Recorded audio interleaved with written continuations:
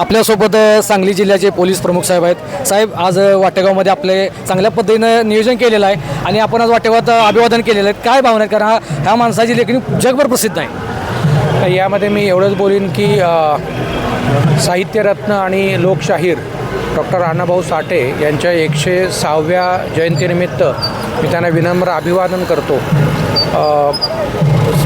लोकशाहिरांचं काम हे फार मोठं आहे. त्यांची लेखणी, त्यांचं संयुक्त महाराष्ट्राच्या चळवळीत असलेलं योगदान असेल, साहित्यातलं योगदान असेल.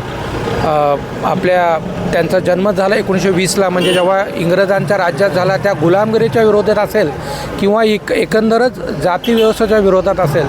त्यांची लेखणी, त्यांचं साहित्य, त्यांचे विचार हे मानव जातीलाच एकंदर फार ज्याला आपण म्हणू की नेहमीच स्फुरक असे राहिलेले आहेत. आणि या जयंतीच्या निमित्ताने मी एकच सांगेन की त्यांचं साहित्य, त्यांची लावण्या, त्यांची सर्वच साहित्याचं आणि जे जगात आहे, म्हणजे त्याचं रशियातही भाषांतर झालं आहे आणि इतर सर्वच भाषांतर झालेलं आहे.